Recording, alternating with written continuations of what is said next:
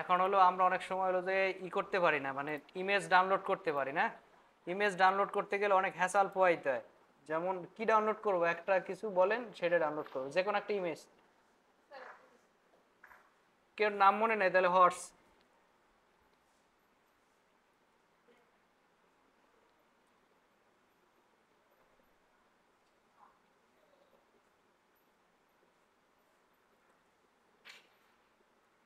এই যে ফলোয়ার লিখে সার্চ করলাম, ফুল।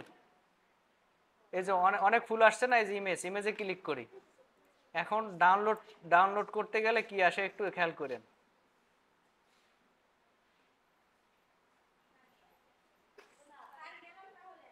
আচ্ছা, এই যে এইভাবে নিতে হয় না আমাদের, এই যে সেভ ইমেজ আস এভাবে করে নিতে হয় না। অনেক সময় দেখা গেল কি, মানে ওয়েবসাইটের মধ্যে ওয়েবের ফাইল চলে আসে, ডাউনলোড হয় না।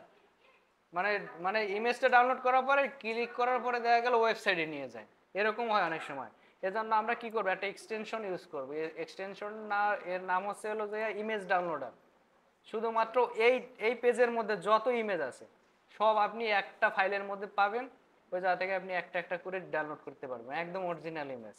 এবার করবেন কি, যে থ্রি ডটে যাওয়ার পরে এই যে এক্সটেনশন থেকে ভিজিট ক্রোম ওয়েব স্টোর, শুধুমাত্র সার্চ করবেন কি ইমেজ ডাউনলোডার। হ্যাঁ, এই যে ইমেজ ডাউনলোডার, ইমেজই এক্সটেনশন, এটা শুধু অ্যাড করবেন, add to Chrome, add extension.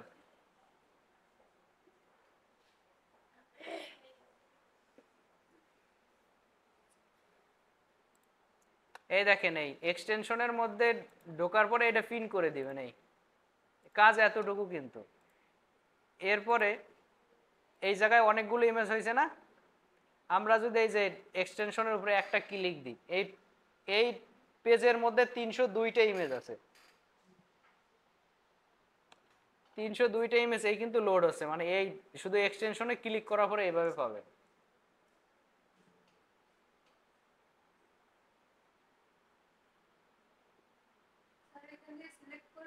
হ্যাঁ, এই দেখেন, এই যে দেখেন, এই সিলেক্ট না, মানে প্রত্যেকটা আলাদা আলাদা ইমেজ হয়ে গেছে কিন্তু। এই যে খেয়াল করেন, মানে এই পেজের মধ্যে যতগুলো ইমেজ ছিল 302টার মতো, এই যে 152টা ইমেজ লোড হয়েছে।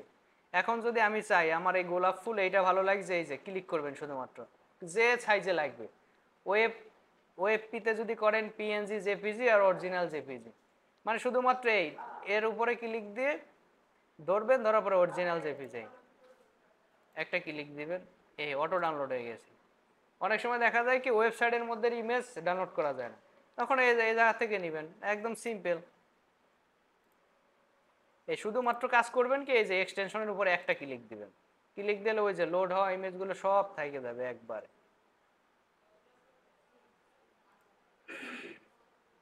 ফেসবুকেও সেম, অনেক সময় ফেসবুকের ইমেজ ডাউনলোড করা যায় না।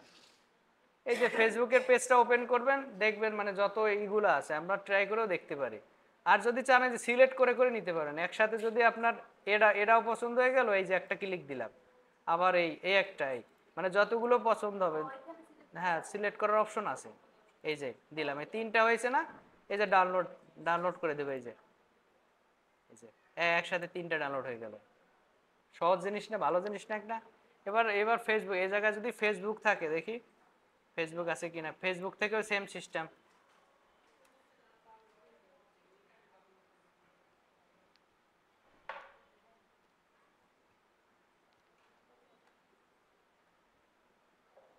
এই যে যে জায়গায় আসবেন শুধুমাত্র এক্সটেনশনের উপরে একটা ক্লিক দিবেন, তার মানে এই পেজের মধ্যে যত ইমেজ আছে সব চলে আসবে একদম। পারবেন না এভাবে ডাউনলোড করতে?